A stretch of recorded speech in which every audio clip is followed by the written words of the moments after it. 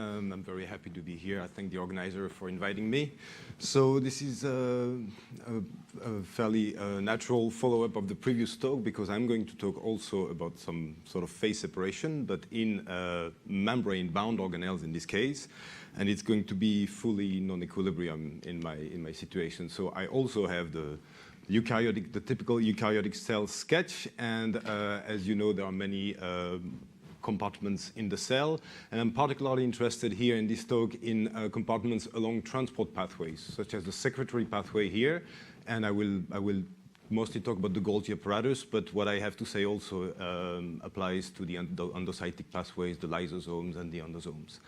And so the main question I'm asking is, these are typical sketch again of these different pathways, and you can see all these arrows. And basically, the idea is that you have a source of material for the secretory pathways, the endoplasmic reticulum, in which proteins are synthesized, and this source is sort of sending a flux of material through a system, the cytoplasm.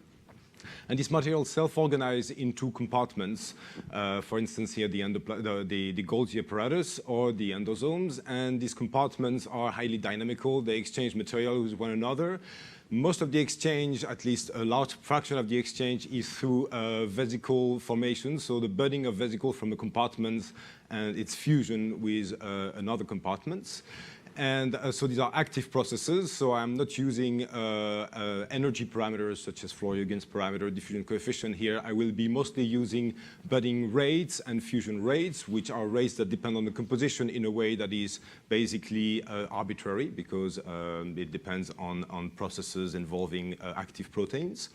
These compartments also mature in time, so their chemical identity evolves. This is the example of the endosomes, which go from an early identity to a late identity, and this is also a process that consumes energy and uses enzymes. And so basically the question is what is the self-organization rules for such systems? And I will mostly be focusing on the competition between active transport, budding and fusion, and active maturation of chemical identity. And you can basically imagine two sort of extreme scenarios. If you have like an entry compartment which sends some sort of early composition, and there is a maturation of this composition, maturation of this identity from an early to a mixed to a late identity, and you have an exit, which is the exit of the late identity, basically two kind of things can happen. You can have a steady state where you have a compartment which receives some early identity components, the maturation takes place here, and then this compartment exports some late identity, and this is a steady state which can last for a long time.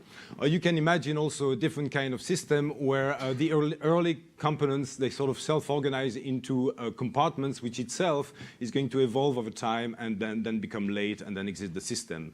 And at some point, the connection between the early identity and the compartment will be lost because their identity are too different, chemically speaking. And the question is, okay, so if you take one of these organelles, such as the Golgi apparatus, in which state is it? Is it a steady state? Is it going to stay there over time, or is it more like an evolving system? And this is a general question, and I want to ask it at the level of the Golgi apparatus. So this is a fascinating organelle, first of all because of its structure. So unfortunately today I'm not going to mention anything about the spatial structure, but this is basically what you can see if you look at the Golgi apparatus of an algae or mammalian cells. It's an exquisitely organized structure. So all these bags that you see, they are basically vesicles that are 1 micrometer across and fairly thin. In this case, they are very flat and they form a sort of a stack. And you have an entry phase, which is close to the ER. And so you have the cis section of the Golgi apparatus, a medial section, a trans section where things exit and go to the rest of the cell. This is the example for higher organism cells. If you look at different cell types, such as the Cerevisia yeast, then what you see is that the Golgi, it's also from the cisternae, but the cisternae are dispersed in the cytoplasm. Hopefully you can see them. And so in this case, it's nice because you can actually follow them by optical microscopy, and you can see that their color, their identity, evolve over time. So here you have an early identity, which which goes down, and a late identity which comes up. So if you follow one of these sort of small vesicles, you will see it change color over time. So this is a signature of the transient nature of the compartments in this organism, in this system. And in this system, people believe that it's actually a steady state. Interestingly, you can look at the time scale here. The maturation time scale is about 1 minute here. If you look at the time scale of a protein transiting through this structure here, it's about 20 minutes. So it's 10 times longer. And so basically, the idea is that we will make a model to try to see if these two scenarios are sort of extreme asymptotic behavior of a given temporal model. And so in our model, we'll have 3 different identities, cis-medial trans, or whatever you want to call them, and we'll make them interact. And the question is, can we recover the two sort of archetypical kinetics that people have inferred from the Golgi apparatus? One is where the compartments are stable and proteins that go through, they basically get transported by vesicle from one compartment to the next. This is called the vesicular transport model. And the other model is where the compartments themselves change color over time. And in this case, since you have enzymes that must remain in the Golgi, then the vesicles, they must actually carry the enzyme backwards so that the enzymes always remain in compartment of the same color. So if you look at these two things, the one obvious difference is that the vesicle in this case, they go in an anterograde fashion, and in this case, they go in a retrograde fashion. Right, and so basically this is the sort of model that I want to work on. It's a model where there is no space, as I said. We're using a Gillespie algorithm, which means that basically any compartment in the system can interact with any others with some rules. And we have 3 different colors, which are supposed to represent the early, medial, and trans identity. We have an influx, which is the endoplasmic reticulum for the Golgi. Could also be the plasma membrane from the endosome system, where we have an exit. And the influx is of the early identity, the exit of the late identity. And we give ourselves some rules. So the rules is that the entry basically influx vesicles, which are of the early identity. Then these vesicles, they can fuse with each other, and they can form bigger compartments, and they'll fuse much easier if they are of the same color. This is what is called homotypic fusion. So 2 vesicles of different color won't fuse. Then when they form a bigger compartments, in these compartments, vesicles can be emitted. Vesicles will be of one particular colors. And so this is basically budding and fusion. This is a transport mechanism. And the important non-equilibrium, irreversible mechanism is the maturation, which is that any patch of my system here can turn from blue to red and from red to green with some time scales. So we've got several important parameters here. And the most important parameter here are basically the fusion rate, the budding rate, and the maturation rate. So to be very qualitative, if you have only one component system and you let this system basically undergo fusion and scission, what you will end up with, especially if these two processes have a different dependence in size, you will end up with a steady state. And you have a size distribution where you have a lot of small stuff and very few big stuffs, and you have a power law typically that you can establish. And the characteristic size is going to be depending on this ratio here. Now, if you have maturation, what maturation does is that it tends to mix a compartment. If you have a compartment that's green and maturation turns green patches into red, then this compartment is going to become mixed. But the budding is basically going to separate these different colors because the different colors bud differently. So if you want to talk about the purity of these compartments, one being fully one color and 2 1/2 be half and half, then you can expect the purity to go down if you increase the maturation rate, because maturation rate mix things, and budding and budding basically unmix things.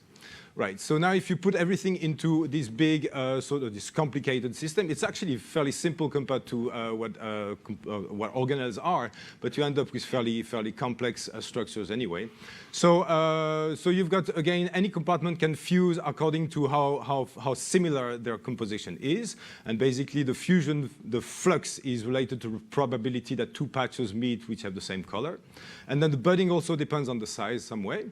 And we've got a lot of parameters here. So we've got an influx, a fusion rate, maturation rates, and then the possibility that these compartments might fuse with the exit with some prefactor. And if we boil down everything to the simplest model we can find, we have 5 parameters, the most important being the maturation, the fusion, and the budding. And we are basically going to use the fusion rate as a unit time. And so we end up with mostly 2 parameters, which are maturation and budding.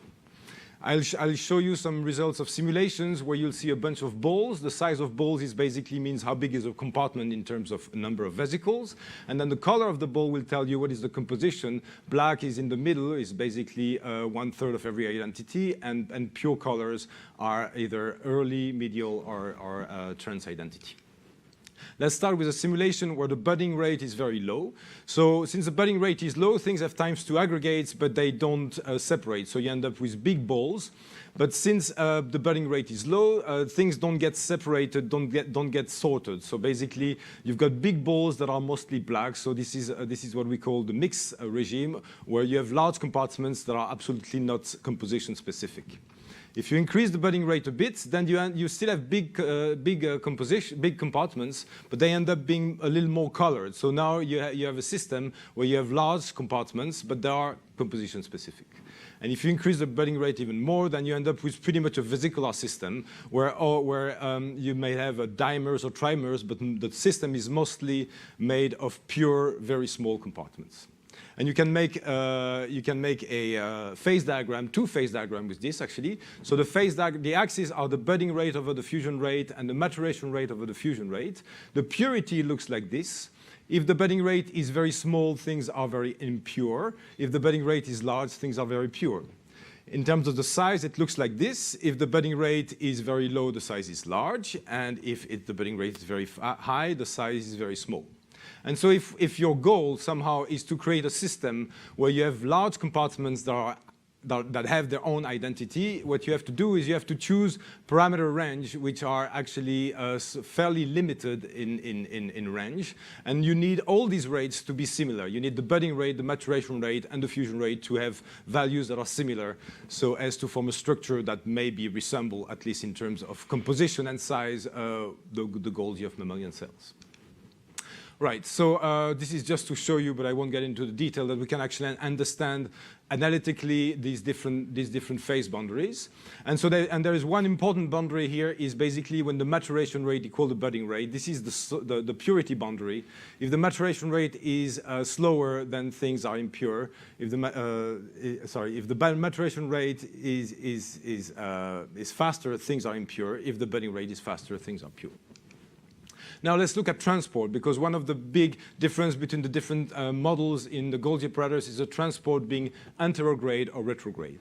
So we look at the transport, we basically look at every little vesicles and we ask, when this vesicle goes from one compartment to the other, is the red color enriched, is the blue color decreased, is the green color enriched? And we make this sort of plot. So this is the enrichment in blue, red, and green as a function of the budding rate for a given maturation rate. And you can see that if the budding rate is very small, then the enrichment is mostly in blue and the green color is lost, which means that vesicles travel from the latest compartments to the earliest compartments. So this is a clear signature of a retrograde transport. On the other hand, if the budding rate is very high, it's the other way around. You have an anterograde transport from blue to green. And interestingly, in the middle, you actually have a centripetal transport where both early and late compartments actually feed the intermediate compartments. And this is completely related to the purity of the compartments. When you have this purity transition from mixed to sorted, you have a transition from retrograde to anterograde. And this we can also understand qualitatively, because basically if the budding rate is very fast, what happens is that as soon as a little patch matures, it will be budded, and so this patch will fuse with compartments that are more mature. On the other hand, if the budding rate is slow, then the entire compartment will undergo maturation, and the patches that are already mature, when they bud, they fuse back because the composition is similar. But the patches that are not yet matured, when they bud, they don't fuse back. They fuse with earlier compartments of the similar composition. So this is a way to understand basically the transition from a retrograde to an anterograde flux of vesicles. Now, we can then make so this sort of global phase diagram of this system with 3 phases, the mixed phases, the sorted phases, and the vesicular phases. And these phases, the structure is, so both composition and size, is completely correlated and related to the transport through the structure.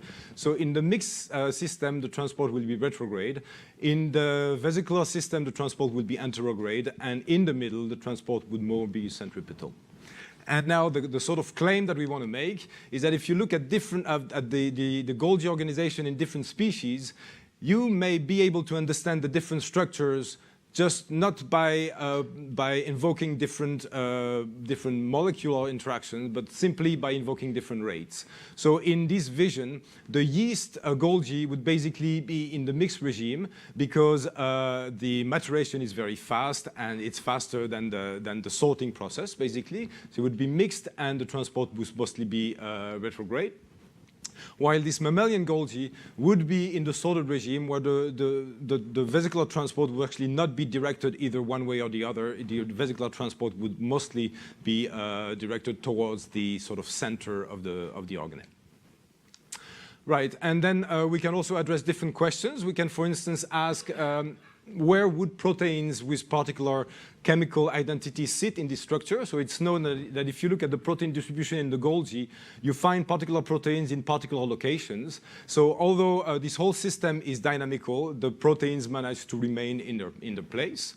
And I go very, very quickly here, but basically what we've been able to see is that if you say that different proteins interact differently with different membrane identities, so that, for instance, a protein that lacks red will be encapsulated in a red vesicle that buds out of a compartment, what you can find is that the sorting is actually most efficient during the purity transition. So if the purity is very low, of course, proteins are in mixed compartments, so they are not well sorted.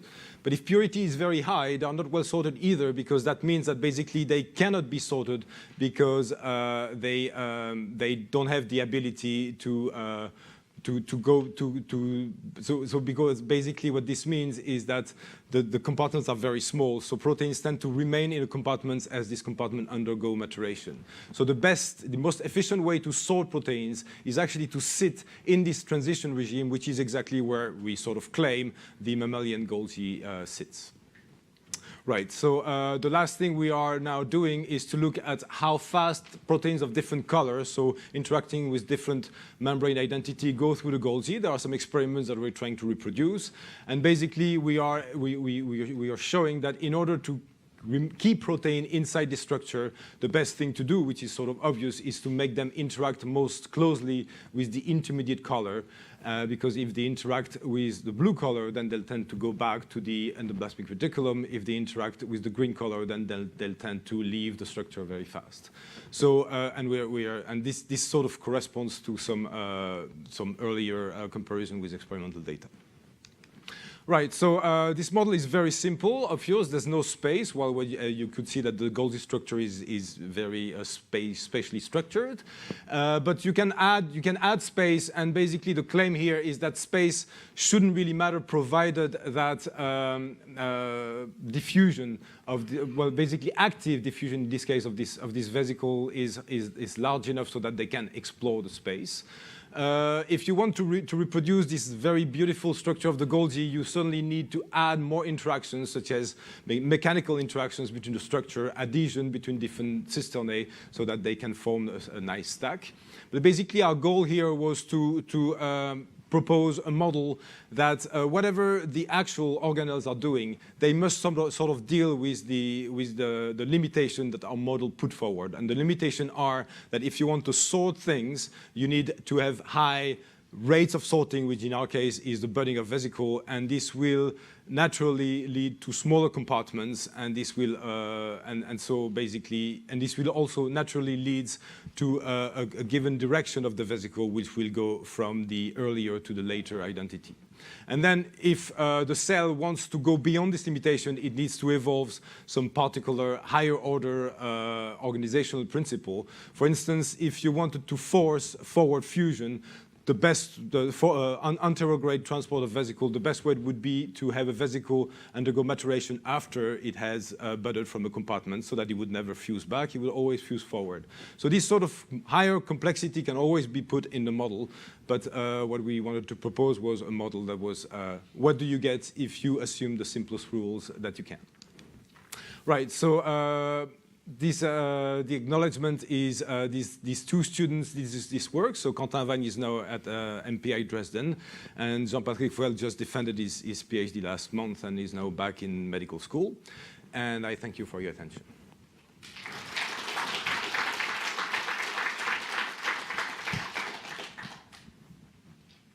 So we'll have time for a couple of questions.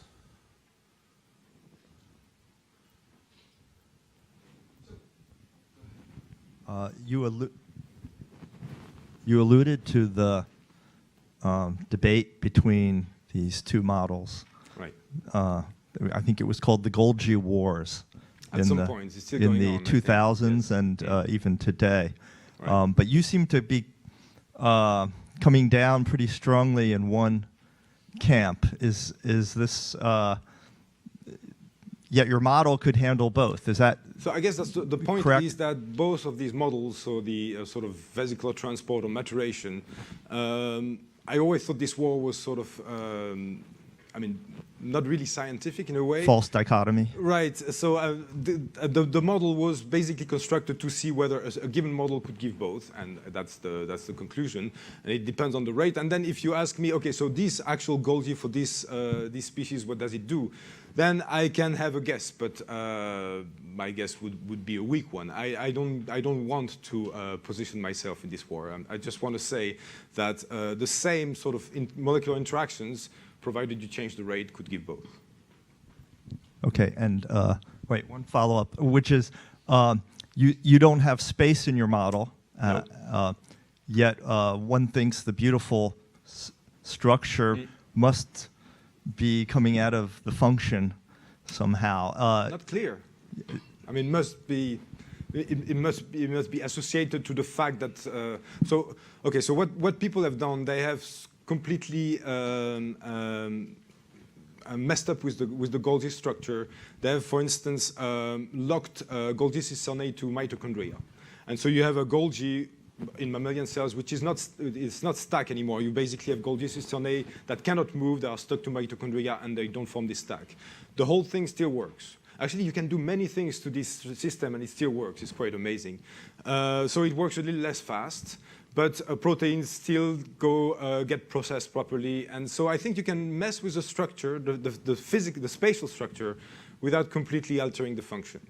But I'm sure this structure also have an utility, and maybe it's more in the efficiency than in the possibility. It feels a lot like the transport problem you're trying to solve here is related to rectification. Rectification. Yeah, like extracting work from the thermal bath a little bit in an ordered way. Okay, so so here I already have an entry and an exit which are of different color in some sense. So the actual flux of matter is already given by the boundaries. But what I am doing is to ask, how is this flux going to proceed? Is it going to proceed by basically shedding a material, or by a global maturation flux? So I think basically in giving myself rates, I already moved away from the thermal bath and from thermal equilibrium. So I'm not sure it's completely valid as a comparison. Okay. Thanks. So going back to space again, so if you were to set your input color and your output color and don't fix the space, would you expect the spatial stacking to just arise from the kinetics in your model? In this model,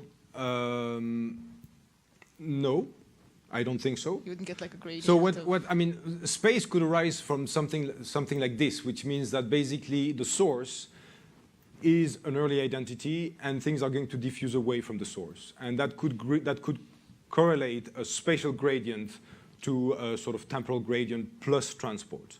But I don't know if that would be sufficient to have such a robust stacking as it is observed.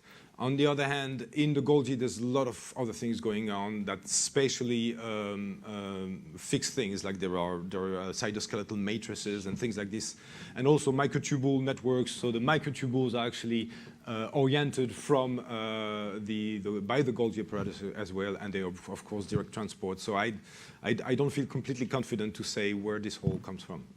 Thank you. So if there are any questions remaining, we can continue them during the coffee break, which is starting now. Let's thank Pierre again for a great talk.